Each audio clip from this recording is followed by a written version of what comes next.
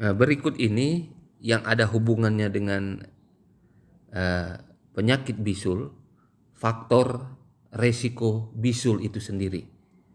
Jadi ada beberapa faktor resiko yang kalau kita lihat dan kita alami itu bisa memicu munculnya bisul.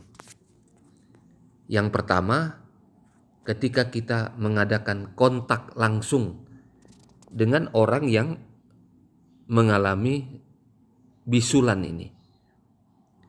Jadi resiko penyakit menular ini juga ada pada penyakit bisul ini. Jika kita sering kontak dengan orang yang mengidap bisul ini, lama-kelamaan, apalagi tinggal serumah, kita juga bisa kena penyakit bisul ini. Lalu faktor resiko bisul yang berikutnya adalah umur dan juga jenis kelamin. Itu juga mempengaruhi kita bisa terkena bisul. Penyakit ini lebih sering menyerang para remaja. Dan remaja ini tidak semuanya laki atau perempuan, tapi dikhususkan untuk laki-laki.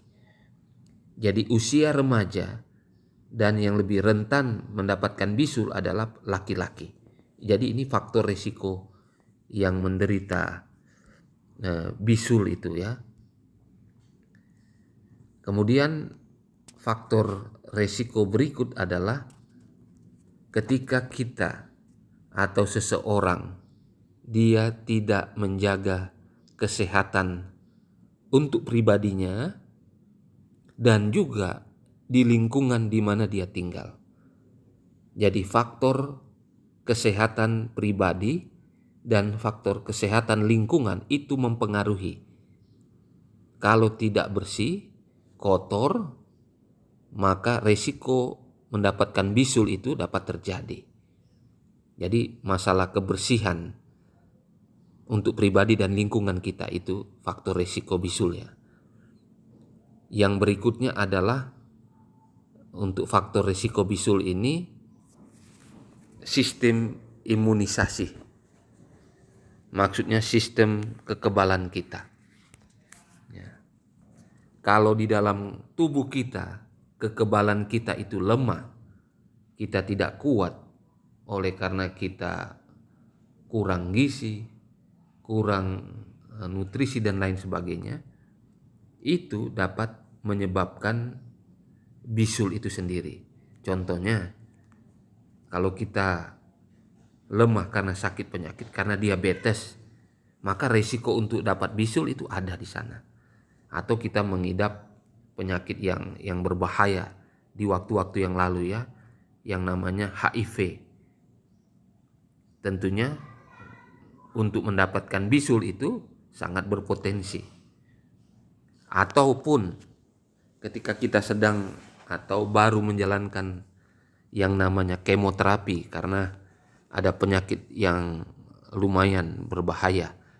Ini juga dapat menimbulkan bisul di dalam tubuh kita.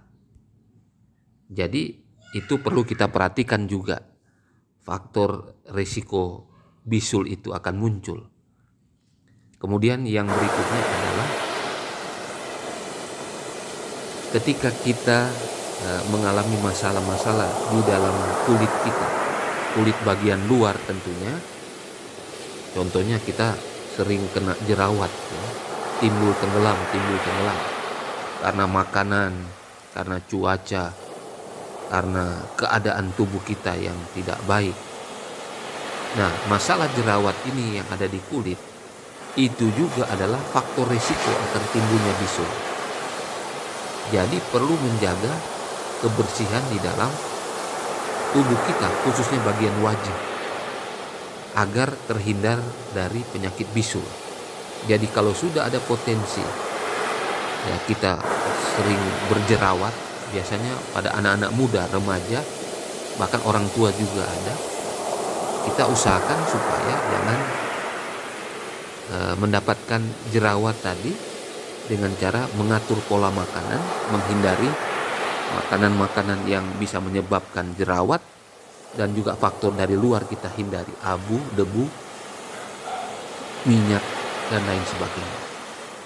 Jadi inilah faktor risiko yang bisa menimbulkan bisul di dalam tubuh kita yang perlu kita ketahui.